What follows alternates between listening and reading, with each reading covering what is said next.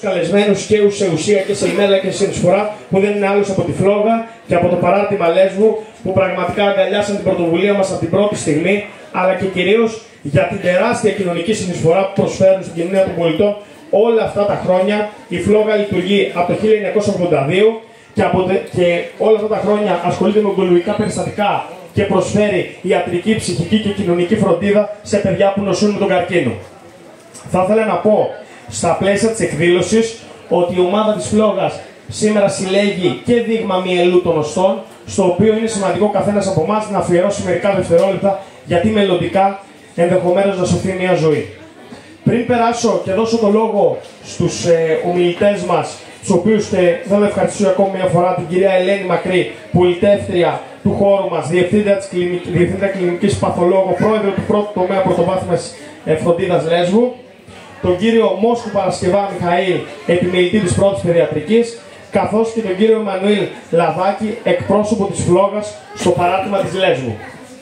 Λοιπόν, στο σημείο αυτό θα ήθελα να επισημάνω ότι η άμεση και η ανιδιοτελή ανταπόκριση όλων εσάς και όλων των ανθρώπων που εθελοντούν καθημερινά για κοινωνικά ζητήματα σαν και το συγκεκριμένο αποτελούν το μεγαλύτερο κίνητρο και για τις οργανώσεις και για όλους μας να συνεχίσουμε να επεμβαίνουμε με εθελοντικές δράσεις και να δίνουμε ουσία σε όλο αυτό.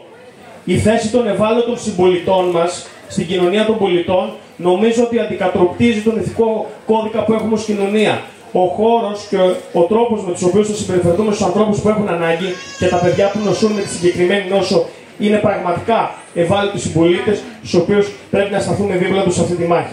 Ο εθελοντισμός είναι στάση ζωής και υποδεικνύει και την επιβεβλημένη αναγκαιότητα της κοινωνικής συνεισφοράς. Επιτρέψτε μου να κλείσω και να περάσω στους σύντομους χαιρετισμούς που έχουμε τη χαρά να είναι σήμερα μαζί μας συγκεκριμένοι άνθρωποι, με το μήνυμα της Φλόγας που είναι και το κεντρικότερο και αυτό το οποίο είναι σαρκώνει τη δράση όλα αυτά τα χρόνια, ότι η Φλόγα δεν σβήνει όσο υπάρχετε όλοι εσείς και όσο υπάρχουν οι άνθρωποι οι οποίοι πραγματικά στέκονται δίπλα σε αυτούς τους ανθρώπους. Σας ευχαριστώ πάρα πολύ για τον χρόνο σας και στο σημείο αυτό θα ήθελα να δώσω το λόγο για ένα σύντομο χαιρετισμό στον πρόεδρο της ΟΝΕΔ Λέσβου, τον Γιώργο Τσορογέλη.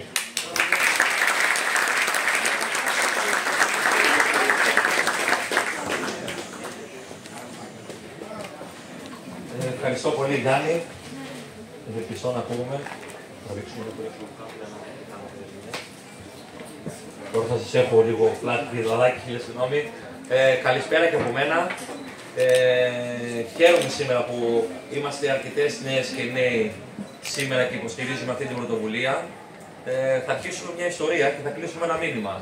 Η ιστορία είναι ότι πριν 12 χρόνια πέρασα και εγώ στο Πανεπιστήμιο Αιγαίος φοιτητής. Εκεί είδα τι γίνεται με στο Πανεπιστήμιο και επέλεξα να ενταχθώ στους κόλπους της Ζάπρου του Φουκού, αρχικά ως μέλος, να συνδικαλιστώ με στο Πανεπιστήμιο και να διεκδικήσω καλύτερα πράγματα, να και πολλοί σήμερα εδώ πέρα προέρχεστε από τη ΔΑΠ και είστε ενεργοί φοιτητές. Και έμαθα κάτι βασικό το οποίο ήταν ένα έναυσμα για να δημιουργηθούν κάποιες ευαισθησίες περισσότερο μέσα μου και αυτά δεν ήταν ζητήματα που αφορούν τόσο πολύ την πολιτική, αλλά ήταν ζητήματα που έμαθα να είμαι εθελοντής και να έχω ένα κοινωνικό ενδιαφέρον και να προσπαθώ όσο μεγαλώνω και όσο εξελίσσομαι σαν άνθρωπος και ως επιστήμονας και πλέον να έχω κάνει την οικογένειά μου, αν μπορώ με όποιο τρόπο μπορώ να βοηθήσω κάποιον συνάνθρωπό μου ή με κάποια πρωτοβουλία με οποιοδήποτε τρόπο να μπαίνω σε αυτή τη διαδικασία και να ενεργοποιούμε. Έτσι αρχίσαμε δειλά, θυμάμαι τότε, να κάνουμε κάποιες αιμοδοσίες σαν Δάπλο του Φουκού. Πλέον με τα χρόνια αυτές οι αιμοδοσίες που κάναμε κάποτε ως ΔΑΠ έχουν γίνει αιμοδοσίες που γίνονται μέσα στο Πανεπιστήμιο από όλους σας τους φοιτητές. Και ξέρετε τα προβλήματα που αντιμετωπίζουμε σήμερα, όπως ο παιδικός καρκίνος με αφορμή την Παγκόσμια Μέρα αύριο, δεν είναι προβλήματα που έγκυται σε έναν ιδεολογικό χώρο ή σε έναν κόμμα ή σε έναν φορέα, ούτε αυτή η δράση σήμερα. Ναι, μεν γίνεται, το έναυσμα είναι από την φοιτητική παράταξη, τη Δάπλου του Φουκού, αλλά και την νεολαία, την ΟΝΕΔ. Ωστόσο, τα προβλήματα αυτά μπορούν να βρουν οποιονδήποτε στην άνθρωπό μας και καλώς ή κακώς όταν θα έρθει αυτή η δύσκολη στιγμή δεν υπάρχουν ούτε κομματικές ταμπέλες, ούτε ιδεολογικοί χώροι, ούτε τίποτα. Υπάρχει μια μάχη ανάμεσα στη ζωή και στο θάνατο, όσο λυπηρό και αν ακούγεται, και νομίζω ότι όσο υπάρχουν ενεργοί πολίτες, όπως όλους εμάς που είμαστε σήμερα εδώ, και όσο η κοινωνική συνεισφορά, με οποιοδήποτε τρόπο, από τα 5 ευρώ που πληρώσαμε συμβολικά και τα χρήματα όλα αυτά θα δοθούν στη Φλόγα για να υποστηρίξουμε το έργο της, όσο και η ευαισθητοποίησή μας και η παρότρινση των συνανθρώπων μας να είναι ενεργοί και να κινητοποιούν στις τέτοιες δράσεις, νομίζουμε ότι θα δυναμώνουν αυτή τη Φλόγα, θα είναι μια Φλόγα μεγαλύτερη, θα ανάβει στις ψυχές όλων μας και θα ενισχύει οποιαδήποτε πρωτοβουλία γίνεται για να στηρίζονται οι άνθρωποι αυτοί. Δεν θέλω να μακρηγορώ, νομίζω ότι η μέρα σήμερα είναι για να ακούσουμε τους μιλητές μας ό,τι θα μας πούν. Σίγουρα στο τέλος, Γιάννη, θα έχουμε κάποιες ερωτήσεις για οτιδήποτε θέλουν να ζητήσουν. Καλό είναι να δώσουμε ένα δείγμα μετά στη Φλόγα, να πάρουμε δηλαδή το kit και να δώσουμε το δείγμα, και καλό είναι όσοι μπορείτε να συμμετέχετε ενεργά τόσο σε αιμοδοσίες ή οπουδήποτε αλλού μπορείτε, στα πλαίσια της φοιτητικής σας ζωής, αλλά και της κοινωνικής σας ζωής για όσους έχετε τελειώσει το κομμάτι το φοιτητικό και προχωράτε στη ζωή σας. Εγώ θα σας ευχαριστήσω την κάθε μία και τον καθένα ξεχωριστά. Να είστε όλες και όλοι καλά, να είστε γεροί, να είστε ευαισθητοποιημένοι, να είστε ενεργοί πολίτες και να στηρίζετε τις πρωτοβουλίες, δίχως να βλέπετε ποιος τις διοργανώνει, αλλά να μένετε στο σκοπό που διοργανώνεται. Και όταν ο σκοπός είναι ιερός, και όταν ο σκοπός έχει στο επίκεντρο τα παιδιά, νομίζω ότι ο καθένας μας και η καθεμία μας ξεκλειδώνουν μέσα του κάποια κομμάτια που ευαισθητοποιούνται περισσότερο, και καλό είναι αυτά τα κομμάτια να τα γεμίζουμε με όποιο τρόπο μπορούμε και με τη συνεισφορά μας εθελοντικά. Σας ευχαριστώ και πάλι, να το ευχαριστηθείτε σήμερα και να θυμάστε ότι ναι μεν είναι μικρό το παιδικό καρκίνο, είναι μια νόση η οποία δεν έχει αυτή ακόμη, αλλά όσο υπάρχουν άνθρωποι οι οποίοι γίνονται ομάδες και προσπαθούν να τα αντιμετωπίσουν, θα προσπαθούμε κι εμείς να στηρίζουμε τους ανθρώπους αυτούς. Σας ευχαριστώ πολύ, να είστε καλά. Ευχαριστούμε, Πρόεδρε. Πριν δώσω το λόγο για ένα σύντομο χαιρετισμό στη γραμματέα της ΔΑΠ του Φουκού Μυτιλήνη. Καλησπέρα και από μένα. Ευχαριστώ πάρα πολύ για την πρόσκληση και συγχαρητήρια για αυτή σας την πρωτοβουλία. Αύριο, 15 Φεβρουαρίου, είναι η Παγκόσμια ημέρα παιδικού καρκίνου. Μία μέρα στην οποία μας υπενθυμίζει τα προβλήματα που βιώνουν τα παιδιά με παιδικό καρκίνο, αλλά και την υποχρέωση τη δικιά μας να έχουν μια καλύτερη περίθαλψη και φροντίδα. Η ημέρα αυτή καθιερώθηκε από μια πρωτοβουλία της Διεθνής Ένωσης Γονέων Παιδιών με Καρκίνο.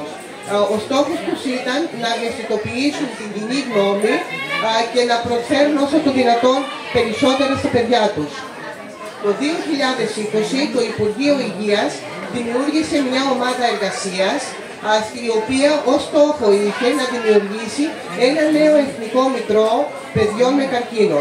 Στο μητρό αυτό καταγράφανε όλα τα παιδιά τα οποία είχαν προβλήματα υγείας, τις συνθήκες που υπήρχαν, τη θεραπεία που είχαν λάβει και την εξέλιξη της πορείας της υγείας τους. Στο τέλος, υπήρχαν κάποια επιδημιολογικά δεδομένα, βάσει των οποίων μπορούσαν να προγραμματίσουν τις ανάγκες υγείας που ήταν στην περιοχή τους. Αυτό που θα ήθελα να ξέρετε είναι ότι για αυτόν τον παιδικό καρκίνο δεν ευθύνεται ούτε ο γονιός ούτε ο παιδίατρος. Είναι κάτι το οποίο δεν μπορεί να προβλεφθεί πολιτιακά, δεν μπορεί να βρεθεί με το προγεννητικό έλεγχο, δεν μεταδίδεται, δεν έχει να κάνει με τον τρόπο το παιδί το οποίο έχει μεγαλώσει. Αυτό όμως που θα πρέπει να προσέχουν όλοι είναι ένα παιδί το οποίο έχει ένα πυρετό που επιμένει, ο οποίος δεν έχει αποδοθεί κάπου, ή ένα παιδί το οποίο έχει μια ανορεξία καταβολή και δεν είναι στα πλαίσια ίωσης και εμφανίζει κάποια συμπτώματα τα οποία δεν είχε, δεν πρέπει ο γονιός να εφησυχάσει. Θα ήθελα να πω στη Φλόγα ότι θα είμαι δίπλα τους σε οποιοδήποτε πρωτοβουλία πάρουν, γιατί θεωρώ ότι πρέπει όλοι να είμαστε δίπλα σε αυτούς τους ήρωες. Ευχαριστώ πολύ.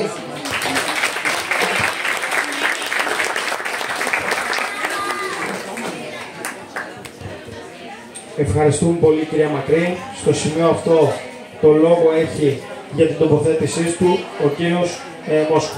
Κύριε Μόσκο, έχει το λόγο. Καλησπέρα σας και από μένα. Θα ήθελα καταρχάς να συγχαρώ τους διοργανωτές για αυτή την εκδήλωση και την οργάνωση Φλόγα που για το τόσο μεγάλο έργο της που τόσα χρόνια απαρέγκλητα επιτελεί. Εδώ και 41 χρόνια βοηθάει οικογένειες και παιδιά με καρκίνο της παιδικής ηλικίας. Τώρα, θα ήθελα να σας μιλήσω για το εξής. Υπάρχουν κάποιες λέξεις που πολλούς από εμάς μας φοβίζουν, μας τρομάζουν. Είναι συνδεδεμένες με το συναίσθημα και την αισιοδοξία της παιδικής ηλικίας. Μια τέτοια λέξη είναι και λέξη καρκίνος. Μας πληγώνει τον την αναφέρουμε, γιατί έχουμε στο μυαλό μας συγγενείς μας, παιδιά μας. Πίσω όμως από αυτές τις λέξεις υπάρχει πάντα μια πραγματικότητα. Σήμερα θέλω να σας μιλήσω για αυτή την πραγματικότητα, για κάποιες πτυχές της πιο αναλυτικά και για κάποιες άλλες ακροθυγώς. Ο παιδικός καρκίνος είναι μια πολυσύνθετη, πολυπαραγωγική νόσος, συνδεδεμένη με τον πόνο και την απώλεια της ζωής. Αφορά άτομα ευάλωτης ηλικίας όπως είναι τα παιδιά, στα οποία που παίζει πολύ μεγάλο ρόλο η σωματική και η συναισθηματική ανάπτυξη. Επηρεάζει ένα ολόκληρο κύκλο τόσο του ατόμου, του παιδιού δηλαδή, όσο και της οικογένειας. Είναι ένα συχνό φαινόμενο στις μέρες μας, δεν είναι σπάνιος ο καρκίνος, είναι συχνός. Εμφανίζεται στα ίδια μέρη που εμφανίζεται και στους ενήλικες. Δεν είναι τόσο συχνό στους ενήλικες, αλλά όμως είναι εξίσου σημαντική η διάγνωσή του, η πρόωρη διάγνωσή του. Η πιο συχνή καρκίνη στα παιδιά, για να είμαι σύντομος, είναι οι λευκαιμίες, τα λεμφώματα, οι όγκοι του εγκεφάλου και του κεντρικού νευρικού συστήματος, στα οστά, στα μαλακά μόρια, δηλαδή στο δέρμα, οι εμβρυϊκοί όγκοι, βλέπουμε παιδιά νεογνά που 3 μηνών παρουσιάζουν όγκους, αλλά και όγκοι των γεννητικών κυτάρων. Να σας αναφέρω μόνο κάποια στατιστικά. Κάθε χρόνο στην Ελλάδα, 300 με 350 νέα περιστατικά διαγνώζονται με καρκίνο. Σε μια χώρα που τα τελευταία χρόνια βασίζεται από γεννητικότητα, 76.000 δηλαδή γεννήσεις ετησίως. 300 παιδιά, 76.000 γεννήσεις ετησίως. Οπότε, οφείλουμε να πούμε ότι δεν είναι κάτι σπάνιο. Πέρα από το αρνητικό στατιστικό αυτό, υπάρχει και ένα θετικό στατιστικό που μας δημιουργεί αισιοδοξία. 4 στα 5 παιδιά θα έχουν πλήρη ίαση. Και κυρίως, το πιο συχνό είναι οι λευκαιμίες και τα λεμφώματα. 8 στα 10 παιδιά με λευκαιμίες θα ιαθούν πλήρως. Οφείλουμε να πούμε αυτό που είπε η κυρία Μακρύ, ότι ο καρκίνος δεν είναι μεταδοτικός, δεν είναι κληρονομικός, δεν είναι και ανίατος. Και επίσης τα παιδιά έχουν πολύ περισσότερο αυξημένο βαθμό ίασης συγκριτικά με τους ενήλικες. Τώρα, πολλές φορές μας ρωτάνε τι φταίει στον καρκίνο, για ποιο λόγο το παιδί μου παρουσίασε καρκίνο, γιατί εγώ παρουσίασα καρκίνο. Όπως σας είπα και πριν, είναι πολυπαραγωγικό και πολυσύνθετο το θέμα. Αν μπορούμε να πούμε 4 βασικούς παράγοντες, τα οποία θα μπορούσαμε να διαχειριστούμε στην καθημερινή μας ζωή, είναι η ακτινοβολία, για παράδειγμα, είτε ιονίζουσα είτε μη, όπως είναι η περιόδης, η ηλιακή. Οπότε τα παιδιά μας το καλοκαίρι, όπως και εμείς, θα πρέπει να τα προστατεύουμε με αντιλιακά. Πάρα πολύ, όχι μόνο το καλοκαίρι, και την άνοιξη. Ο ήλιος, η περιόδης και η ακτινοβολία θεωρείται παθολογική και καρκινογόνα. Η λοιμώξη. Όσα άτομα νοσούν με χρόνιες υπατήτηδες, όπως είναι η υπατήτηδα Β, αν και πλέον υπάρχει εμβολιασμός, υπάρχουν πολλά άτομα όπως μετανάστες ή Ρωμά που έχουν αυτές τις παθήσεις. Γενετικοί παράγοντες, όπως είπαμε, δεν είναι κληρονομικό, αλλά υπάρχουν κάποιοι γενετικοί παράγοντες, όπως για παράδειγμα ένα παιδί που θα γεννηθεί με σύνδρομο Down, το οποίο δεν είναι κληρονομικό, αλλά θα τύχει μια γεννόδο μετάλλαξη ή κάποιο πρόβλημα στο γονιδιακό υλικό, στο οποίο θα τη δημιουργήσει αυξημένη πιθανότητα καρκινογέννηση. Τελευταίο και πιο σημαντικό, όσο και αν μας φαίνεται παράξενο, είναι η παχυσαρκία. Το δηλώνω αυτό για ποιο λόγο? Γιατί εδώ στην Μυτιλήνη έχουν αυξημένα ποσοστά παχυσαρκίας στην παιδική ηλικία. Από όλες τις πόλεις που έχω περάσει, στη Μυτιλήνη έχω, σαν Μυτιληνιός και λεπτό, παρατηρήσει τα πιο μεγάλα ποσοστά παχυσαρκίας. Η παχυσαρκία δεν είναι μόνο ένα πρόβλημα κάλους, ομορφιάς, αλλά είναι και μία νόσος που σύμφωνα με τον Παγκόσμιο Οργανισμό Υγείας Είναι μια χρόνια νόσος που οδηγεί σε φλεγμονώδη εξεργασία, τα κύτταρά μας, και δημιουργεί αυξημένο κίνδυνο για πολλούς καρκίνους. Ένα παιδί που είναι παχύσαρκο έχει 10 με 20% μεγαλύτερη πιθανότητα για νεοπλασία. Αυτό το παιδί που είναι παχύσαρκο επίσης έχει παρατηρηθεί ότι στατιστικά θα είναι παχύσαρκο και στην ενήλικη ζωή του. Οπότε θα πρέπει να προσέξουμε τα παιδιά μας τη διατροφή τους. Είναι πάρα πολύ σημαντικό. Η διατροφή εννοείται ότι θα πρέπει, είναι πράγματα που τα λένε γνωστά και διατροφολόγοι και τόσα χρόνια το ονομάζουμε. Η διατροφή δηλαδή με τα λιγότερα τυποποιημένα τρόφιμα, αλλαντικά, με τη λιγότερη ζάχαρη, η οποία ζάχαρη κρυσταλλική θεωρείται ότι δημιουργεί πρόβλημα στο νοσοποιητικό, μειώνει το ανοσοποιητικό, οπότε μειώνει και την προστασία στα κύτταρά μας. Ο καρκίνος πώς δημιουργείται? Όταν ένα κύτταρο του οργανισμού μας αυτονομηθεί και αρχίσει να αναπτύσσεται χωρίς περιορισμού. Σε ένα περιβάλλον μειωμένο ανοσοποιητικό. Η ζάχαρη, για παράδειγμα, δημιουργεί τέτοια προβλήματα. Θα πρέπει να τρώνε τα παιδιά μας αυξημένα φρούτα, λαχανικά, έχουν αυξημένες βιταμίνες και αυξημένα φυτοχημικά. Όταν λέμε φυτοχημικά, δεν είναι μια απαραίτητα ένας αρνητικός όρος. Χημικά στα φρούτα είναι προστατευτικές ουσίες, όπως οι πολυφενόλες και άλλες ουσίες, οι οποίες προστατεύουν τα κύτταρά μας από το οξυδωτικό στρες. Και επίσης για τα παιδιά, για τους γονείς που είναι εδώ πέρα, θα πρέπει τουλάχιστον 3 φορές εβδομαδιαίως, 3 φορές να ασκούνται. Θα πρέπει να αφήσουμε στο περιθώριο τα παιδιά μας που κάθονται με ένα πάτι συνέχεια στον καναπέ. Θα πρέπει να τα βάλουμε σε διαδικασίες αθλητισμού. Τώρα, αν και τα ανέφερε η κυρία Μακρύ, ποια είναι τα συμπτώματα? Θα μας ρωτήσουν πολλές φορές τι σύμπτωμα θα έχει το παιδί μου. Τα συμπτώματα του καρκίνου προσομοιάζουν με συμπτώματα άλλων παθήσεων. Δεν διαφέρουν πάρα πολύ. Το σημαντικό όμως είναι η πρόωρη αναγνώρισή τους για να αποτανθούμε στον παιδίατρο και να γίνει η πρώτη εκτίμηση είτε σε νοσοκομιακό είτε σε ιδιωτικό περιβάλλον ιατρικό. Όπως αναφέρθηκαν, αυτά που μας υποψιάζουν είναι η αδικαιολόγητη απώλεια βάρους, η κόπωση. Σε ένα παιδί που ήταν καλά, παρουσιάζει κόπωση, είναι κλωμό, θα πρέπει να μας υποψιάζει. Ο παρατηνόμενος πυρετός, που δεν οφείλεται σε κάποιες λοιμώξεις. Τα νευρολογικά συμπτώματα, ένα παιδί που αρχίζει να κάνει σπασμούς, που αρχίζει να έχει πρόπτωση των γλουφάρων του, που κάνει πρωινούς εμέτους συνεχόμενα, θα πρέπει να μας υποψιάζουν. Οι αδικαιολόγητες μελανίες στο κορμί ενός παιδιού, η αιμορραγία από τα ούλα, από το στόμα, ο πονοκέφαλος, οξύς, τόσο και επίσης ο πόνος στα οστά. Θα πρέπει να μας υποψιάζουν όλα αυτά. Τώρα, από το κομμάτι των συμπτωμάτων περνάμε μετά στο κομμάτι της διάγνωσης. Για τη διάγνωση δεν έχω να πω πάρα πολλά σας, γιατί αφορά εξειδικευμένο κενό, αλλά όμως θα πρέπει να αναφέρουμε το κομμάτι της ψυχολογίας της διάγνωσης. Όταν γίνεται η διάγνωση, πώς θα πρέπει να λειτουργεί μια οικογένεια μαζί με το παιδί. Το παιδί που έρχεται αντιμέτωπο με τον καρκίνο αναρωτιέται γιατί νοσεί, αισθάνεται φόβο, αγωνία για την επόμενη μέρα, για το αν θα πεθάνει ή αν θα ζήσει. Κατά τη διάρκεια της θεραπείας αισθάνεται θυμό, ντροπή για τα μαλλιά που έχουν χαθεί, για το σώμα του που αλλάζει, για τον νύχτερο που μπορεί να παρουσιάζει στο κορμί και να γίνεται ένα κίτρινο παιδί. Αισθάνεται άσχημα όταν το ρωτούν τι έχει, όταν το ρωτούν πράγματα που δεν θέλει ή δεν μπορεί να απαντήσει. Νομίζουν, ένα βασικό χαρακτηριστικό από τα παιδιά είναι η αυτοενοχοποίηση. Νομίζουν ότι όταν παρουσιάσουν καρκίνο ευθύνεται τα ίδια, ότι είναι ένα είδος τιμωρίας από κάποιο έτερο πλάσμα που έχουν παρουσιάσει καρκίνο. Το ίδιο συμβαίνει στα παιδιά και στους χωρισμούς των γονέων. Όταν οι γονείς χωρίζουν, αυτοενοχοποιούνται. Περνάει στον εαυτό τους η σκέψη ότι εγώ φταίω επειδή χώρισαν οι γονείς μας. Οπότε αυτό είναι ένα σημαντικό χαρακτηριστικό για τη ψυχολογία των παιδιών.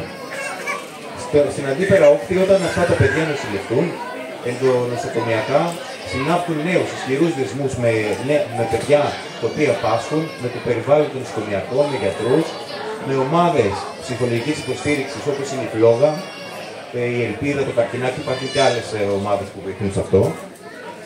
Ένα παιδί θα πρέπει να αντιμετωπιστεί όχι με ήκτο.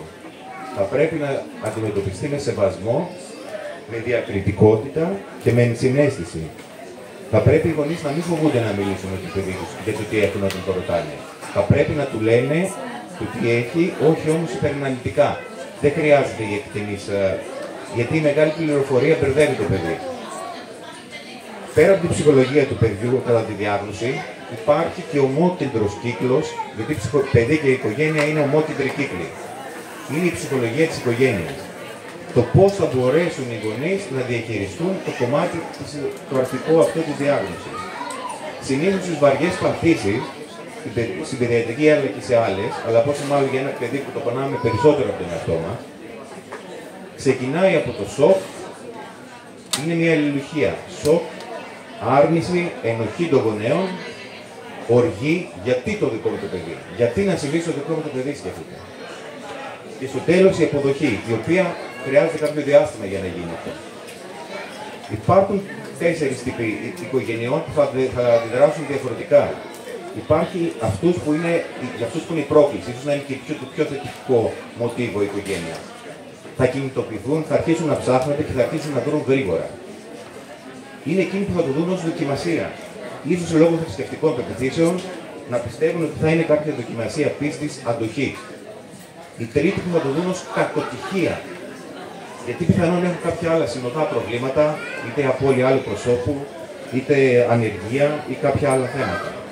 Και οι τέταρτοι που θα το δουν ως τιμωρία. Αυτή είναι και η χειρότερη κατηγορία. Θα σκεφτούν ότι ενοχές, απεσιοδοξία θα μεταλαμπαδεύσουν την απεσιοδοξία αυτή στο παιδί τους και θα έχουν πολλές φορές άρνηση συνεργασίας με το ιατρικό περιβάλλον, τους νοσηλευτές, το οποίο θα δημιουργήσει και άλλα προβλήματα περαιτέρω υγείας στο παιδί. Οπότε η ψυχολογία μιας οικογένειας και η υποστήριξη από ψυχολογικές ομάδες και υποστηρικτικές, είτε ενδονοσοκομιακά είτε εξονοσοκομιακά, παίζει τιτάνιο ρόλο. Οι γονείς θα πρέπει να είναι σύμμαχοι και προστάτες στο το παιδί. Δεν θα πρέπει μόνο να είναι, οφείλουν να είναι. Η διάγνωση δεν σημαίνει όμως απαραίτητα και τη λειτουργία της οικογένειας. Μπορεί να σημάνει και να ενδυναμώσει τη σχέση μεταξύ της οικογένειας και των λοιπών συγγενών.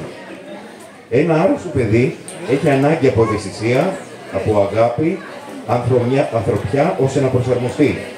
Και επίσης σημαντικό είναι να μην υπάρξει γονεϊκή αποστέρηση κατά τη διάρκεια της νοσηλείας. Γιατί παλιότερα, γύρω στο 50-60, οι θεραπείες γινόταν χωρίς την παρουσία του γονέου στα νοσοκομεία. Και από το κομμάτι της ψυχολογίας της διάγνωσης, όπως ανέφερα, περνάμε στο κομμάτι της θεραπείας. Εκεί δεν έχω να σας ενημερώσω για πολλά, αλλά να σας πω το εξής.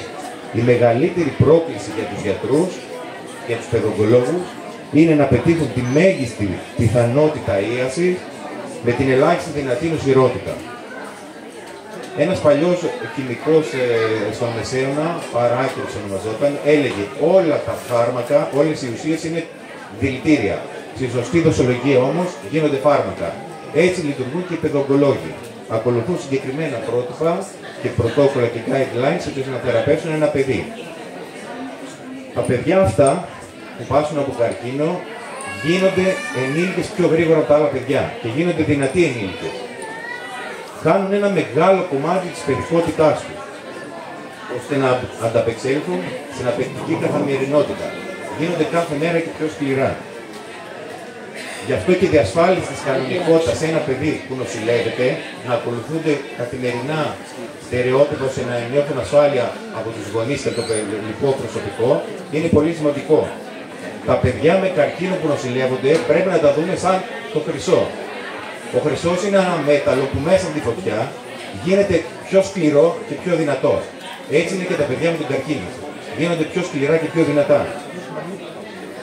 Και στο κομμάτι μετά τη θεραπεία, ίσως να είναι και ένα από τα πιο σημαντικά κομμάτια της ψυχολογίας του παιδιού, γιατί δεν είναι μόνο ο καρκίνος, είναι και τα μετέπειτα στάδια του καρκίνου. Είναι αυτό της επανένταξης. Ένα παιδί για να επανενταχθεί στην κοινωνία και κυρίως στο σχολικό περιβάλλον είναι δύσκολο, γιατί το παιδί που τελειώνει μια θεραπεία, πόσο μάλλον όταν είναι μακροχρόνια, παρουσιάζει ψυχικές διαταραχές, εσωτερικευμένες, όπως άγχος κατάθλιψη, εξωτερικευμένες, που τις αναγνωρίζουν οι γονείς, όπως επιθετικότητα, απόσυρση από τις καθημερινές δραστηριότητες, εκρήξη θυμού. Σωματικά, ένα παιδί μπορεί να πονάει ακόμα, μπορεί να έχει μειωμένη λειτουργικότητα. Οι διαταραχές ειδικά στους έφηβους, της εικόνας σε αυτούς τους.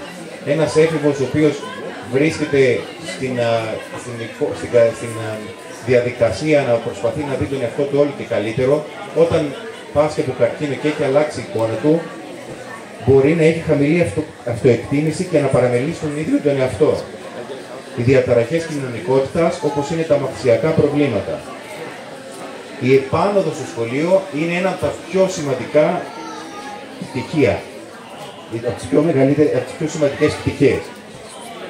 Θα πρέπει να υπάρξει μία πολύ σωστή διαχείριση τόσο από τους εκπαιδευτικούς όσο από τους γονείς, δηλαδή το σύλλογο γονέων, οι οποίοι θα πρέπει, χωρίς συναισθηματικές φορτίσεις, να ενημερώσουν τα παιδιά τους για το παιδί που θα επανανταχθεί στη δυσκολική τάξη. Δεν θα πρέπει να απομονωθεί ένα παιδί, δεν θα πρέπει να νιώσει περιθωριοποίηση ούτε bullying. Αλλά επίσης δεν πρέπει να νιώσει και υπερβολική, να μην νιώσει υπερπροστασία. Ένα τέτοιο παιδί που νιώθει υπερπροστασία θα μπορεί να παρεμποδίσει τη φυσιολογική του ανάπτυξη. Γιατί θα νιώθει ότι όλοι το προστατεύουν και δεν θα αρχίσει να αυτονομείται από μόνο του μετά την πάθησή του. Η ενημέρωση των συμμαθητών, το λέω αυτό για κάποιους γονείς που μπορεί να εδώ και να έχουν στην τάξη τους παιδιά που μπορεί να έχουν καρκίνο. Οι γονείς στα παιδιά σας θα πρέπει να είναι σωστοί, αλλά όχι υπερβολικά λεπτομερείς. Θα πρέπει να τους προετοιμάσετε και να τους προειδεάσετε ότι θα έρθει ένα παιδί που έχει αλλάξει, αλλά θα είναι το ίδιο με αυτούς ψυχολογικά και κεφαλικά. Να το προετοιμάσετε μόνο για την εμφάνιση. Τέλος, θέλω να κλείσω με το εξής και να δώσω μια νότα αισιοδοξίας. Ο καρκίνος σαν ορισμός δόθηκε από τον Ιπποκράτη αιώνες πριν, από ένα πλάσμα της μυθολογίας, τον καρκίνο. Ο καρκίνος ήταν ένα μυθικό πλάσμα, το είχε στείλει κατά τη διάρκεια της μάχης που έκανε ο Ηρακλής με τη Λερναία Ύδρα. Το είχε στείλει η Ήρα για να σκοτώσει τον Ηρακλή. Ο Ηρακλής όμως, μυθολογικά, σκότωσε τον καρκίνο. Γι' αυτό θα πρέπει στα μάτια κάθε παιδιού να βλέπουμε και ένα μικρό Ηρακλή. Ευχαριστώ πάρα πολύ.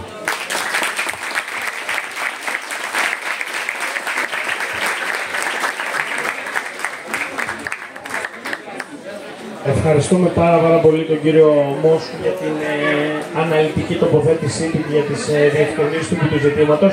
Στο σημείο αυτό θα μου επιτρέψει ο κύριος Λαδάκης, πριν του δώσει το λόγο, να κάνουμε μια πάρα πολύ ολιγόλεπτη παύση, γιατί παράλληλα έχουμε τη χαρά να είναι μαζί μας και μια ακόμη εκδήλωση. Κάνουμε μια παύση 5 λεπτών για να σβήσουμε την τούρτα και επανερχόμαστε με την τελευταία τοποθέτηση και τις ερωτήσεις. Εντάξει, σας ευχαριστώ. Για αυτούς, για να στεγάσει με αγάπη, κατανόηση και σεβασμό τον αγώνα τους. Για τα παιδιά της Αττικής εφαρμόζουμε την νοσηλεία στο σπίτι. Το πρόγραμμα είναι πρωτοποριακό για τα ελληνικά και ευρωπαϊκά δεδομένα. Έμπειρες νοσηλεύτριες επισκέφτονται τα παιδιά στο σπίτι τους για τη διενέργεια απλών ιατρικών πράξεων σε συνεργασία με τα 3 ογκολογικά τμήματα. Κύριο μέλημά μας είναι η βελτίωση της παρεχόμενης ιατρικής φροντίδας των παιδιών μας. Στα πλαίσια αυτά, χρηματοδοτούμε την προμήθεια εξειδικευμένου ιατρικού εξοπλισμού στα περισσότερα τμήματα των 2 νοσοκομείων Αγία Σοφία και Παναγιώτης και Αγλαία Κυριακού, την πρόσληψη ιατρών αλλά και προσωπικού υποστήριξης στα ογκολογικά τμήματα, ενώ η ίδρυση και η λειτουργία του μοναδικού στην Ελλάδα ακτινοθεραπευτικού παιδών στο νοσοκομείο Παναγιώτης και Αγλαία Κυριακού οφείλεται στον αγώνα των γονιών της Φλόγας. Στηρίζουμε τις οικονομικά ασθενέστερες οικογένειες και χρηματοδοτούμε πρόσθετες ιατρικές εξετάσεις για τα παιδιά σε περίπτωση που τους προτείνουν οι θεράποντες ιατροί και δεν καλύπτονται από τα ασφαλιστικά τους ταμεία. Προσπαθούμε με κάθε τρόπο να βελτιώνουμε την ποιότητα ζωής των παιδιών και των οικογενειών τους. 75 παιδιά ταξιδεύουν με έξοδο της Φλόγας κάθε καλοκαίρι στις θεραπευτικές κατασκηνώσεις Μπέρστον στην Ιρλανδία και Νταϊνάμο στην Ιταλία, που λειτουργούν με απόλυτη ασφάλεια για τα παιδιά που έχουν αντιμετωπίσει σοβαρό πρόβλημα υγείας.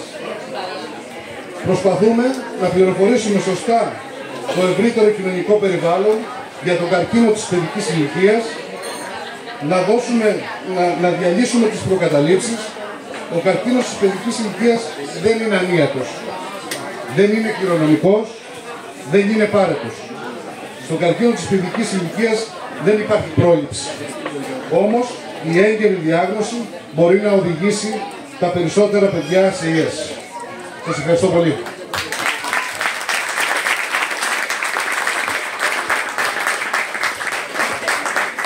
Ευχαριστούμε πάρα πολύ τον κύριο Λαδάκη για την τοποθέτησή του αλλά και για την ενημέρωση του για τη φλόγα.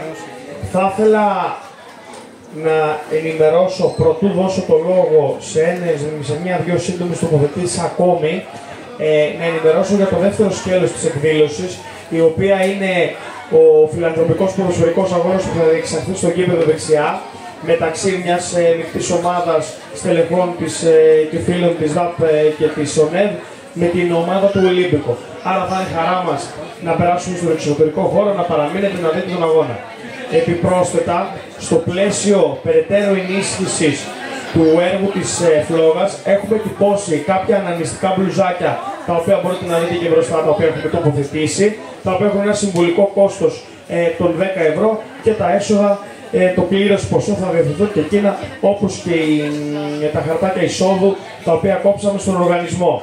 Θα ήθελα να ευχαριστήσω επίσης για την παρουσία του τον κύριο Κουφέλο, ο οποίος ήταν υποψήφιος δήμαρχος Μυτιλήνης, επικεφαλής παράταξης αντιπολίτευσης. Αλλά και πρωτίστως θα πω έναν διαχρονικό φίλο της οργάνωσης, γιατί ήταν για χρόνια μαζί μας, τίμησε τα όργανά μας και μας έχει βοηθήσει στο έπακρο και τον ευχαριστούμε που είναι εδώ ακόμη μια φορά. Ως επίλογο αυτής της εκδήλωσης, του πρώτου σκέλους της, θα ήθελα να δώσω για μια συγκεκριμένη διευκρίνηση το λόγο στον πρόεδρο της ΟΝΕΔ, γιατί είναι πάρα πολύ σημαντικό σε συγκεκριμένες ημέρες όπως αυτή, που έχουν κοινωνικό χαρακτήρα και σκοπό έχει να δημιουργήσουν ερεθίσματα ευαισθητοποίησης και ο εθελοντισμός να δημιουργεί κοινωνικά πρότυπα τα οποία θα μας οδηγήσουν σε συμπεριφορές και σε συμπεριφορές νίκης απέναντι σε δύσκολες συνθήκες, γιατί όπως πολύ σωστά ακούστηκε από το σύνολο των ομιλητών, ο καρκίνος δεν είναι ανίκητος, απλά χρειάζεται συντονισμένα συνολικά την κοινωνία, την πολιτεία και όλους εμάς τους εθελοντές να σταθούμε δίπλα στους ήρωες που δίνουν καθημερινά τη μάχη. Και νομίζω ότι αδίκως συνήθως στεκόμαστε σε πολλά περιστατικά τα οποία ενδεχομένως είχαν πικρή κατάληξη, αλλά είναι αμέτρητα και τα περιστατικά που καταφέραν να κερδίσουν τη μάχη με την αρρώστια, γιατί στο τέλος της ημέρας η ζωή κερδίζει. Και επειδή η ζωή κερδίζει, είναι ενδιαφέρον να ακούσουμε κάτι εδώ στο σημείο αυτό από τον πρόεδρο της ΟΝΕΔ Λέσβου, συγκεκριμένα για ένα δικό μας άνθρωπο, ο οποίος πραγματικά κατάφερε να κερδίσει τη μάχη και να δώσει ζωή. Γιώργο, έχεις το λόγο.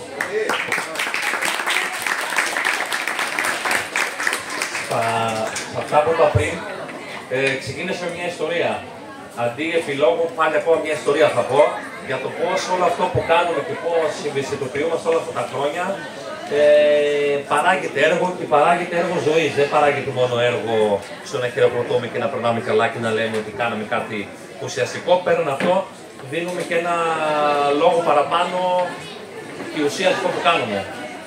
Διαχρονικά, τόσο όταν ήμουν γραμματέας της ΔΑΠ, όσο και τώρα που είμαι πρόεδρος της ΟΝΕΔ, όλα αυτά τα χρόνια διοργανώνουμε δράσεις αιμοδοσίες όπου πηγαίνουμε και αιμοδοτούμε, και να ξέρετε ότι για να διοργανωθεί μια αιμοδοσία είναι αρκετά δύσκολο, γιατί πρέπει να πληρούνται κάποια κριτήρια. Συγγνώμη για τρέχει στο πλάτη. Πρέπει να πληρούνται κάποια κριτήρια ώστε αυτός που θα αιμοδοτήσει να μπορεί τουλάχιστον να έχει τον αιματοκρίτη του σωστά. Πάντοτε είχα κάποια στανταράκια, θα το έλεγα εγώ, που έπαιρνα κάποια τηλέφωνα και έλεγα, παιδιά, ελάτε να πάμε να δώσουμε αίμα. Ένα από τα στανταράκια αυτά που ήρθε χθες στο νησί και δεν το ήξερα, για να οργανωθούμε παραπάνω, είναι η Μαρία Χαλβατζή που είναι μαζί μας. Αλλά η ουσία δεν είναι εκεί. Πριν κάποια χρόνια έτυχε και ένα παιδάκι, αντιμετώπιζε πρόβλημα τοπικά και η τοπική κοινωνία. Μάλιστα το παιδάκι αυτό έτυχε η μητέρα του να είναι και συμμαθήτριά μου, κύριε Λαδάκη, στο γυμνάσιο και στο Λύκειο. Ξέρουμε ότι συμβάλλονται τα μέγιστα. Και τότε, σαν ΟΝΕΔ, μπήκαμε σε μια διαδικασία και πήγαμε και δώσαμε δείγμα μυελού των οστών, ώστε να δούμε αν κάποιος είναι συμβατός δότης για να δώσει μυελό των οστών και να σου δει το παιδάκι αυτό.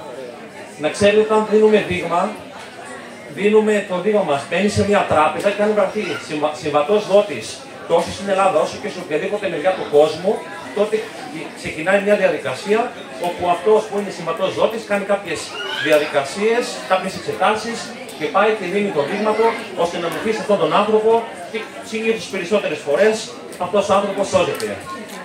Αυτό έρχεται και με τη Μαρία που ανέφερα πριν. Είναι μεγάλη μας χαρά, Μαρία, που είσαι σήμερα μαζί μας. Είναι μεγάλη μας χαρά που έχει συμβάλει τα μέγιστα στην παράταξή μας τόσο στη Δάφνη του Φουκού όσο και τώρα στην ΟΝΕΔ. Και αντί να πω άλλη μια ιστορία παραπάνω, να σε κοφείς πάνω για να μας πεις τι έκανες, να μας πεις πώς είναι να δίνεις ζωή στα συναισθήματά σου.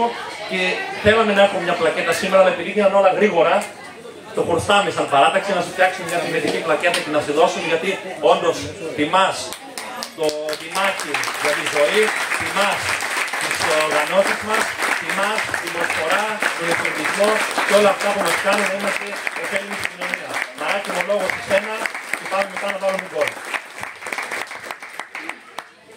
Δεν τα πάω πολύ καλά με αυτό που μιλήσεις και τέτοια, οπότε δεν. Και εγώ λέω αυτό το θέμα. Γενικά το να δώσει μυαλό των οστών για μένα είναι σαν να δίνω αίμα. Είμαι μοδότρια, οπότε δεν είναι ποτέ κάτι. Δεν μπορώ να το μεγαλοποιήσω στα δικά μου τα μάτια, αλλά στα μάτια το οποιοδήποτε μπράβο πρέπει να πάει στους ανθρώπους που μάθουν για τον καρκίνο, για τους ανθρώπους που δίνουν μια αλφα μάχη, η οποία δεν είναι μικρή, είναι τεράστια. Οι άνθρωποι που θα βλάβουν το μυαλό των οστών είναι άνθρωποι που θα πρέπει να περάσουν 10.000 φορές έναν πόνο, γιατί είναι χημειοθεραπείες, είναι πολλά. Και πιστεύω ότι να δώσει και να βρεθεί συμβατός δότης είναι κάτι το οποίο είναι ένα δώρο, νομίζω. Για μένα ήταν ένα δώρο το οποίο δεν το περίμενα. Ήταν ένα δώρο το οποίο ήταν, όταν είχα δώσει το δείγμα, ήταν ένα απλά μία στο εκατομμύριο. Μη βάζετε να σε βλέπω. Δεν ξέρω, δηλαδή πραγματικά όσοι μπορείτε και όσοι έχετε την ηλικία σας, πραγματικά δώστε ένα δείγμα. Είναι τίποτα. Είναι πλέον η όλη διαδικασία είναι απλά σαν να δίνεις αίμα. Είναι 1-2 ώρες παραπάνω, κάτσε ένα κρεβάτι και δίνεις ζωή σε έναν άνθρωπο ο οποίος πραγματικά είναι στην τελευταία ελπίδα. Είσαι, δεν ξέρω πώς να το πω, τρέμω κι εγώ λίγο, ναι. Το έκανα πριν ένα χρόνο, είμαι εδώ πέρα, πήρε 2 ώρες παραπάνω, οπότε θα έκανα μια οποιαδήποτε ονομαδοσία και έδωσα μια ζωή. Έδωσα ζωή σε έναν άνθρωπο που είναι μια τελευταία ελπίδα. Πραγματικά είστε τελευταία ελπίδα στα χρόνια. Και το να βρεθούμε μία στο εκατομμύριο σε έναν άνθρωπο συμβατή και να δώσουμε ζωή, ξαναλέω, είναι κάτι το οποίο είναι ένα δώρο. Δώρο για μας και δώρο για εκείνους. Γίνεται ένα δώρο σε έναν άλλον άνθρωπο. Αυτό.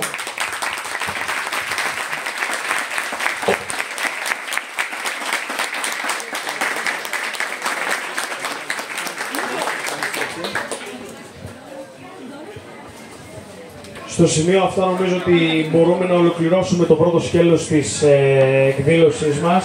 Πραγματικά σας ευχαριστούμε εγκάρδια για την ανταπόκρισή σας, για τη συνεισφορά σας, γιατί τέτοιου τύπου εκδηλώσεις όπως αναφέραμε και πριν εκκινούν από εμάς αλλά διεκπεραιώνται από εσάς και όλοι οι συμμετέχοντες είναι οι πραγματικά πρωταγωνιστές.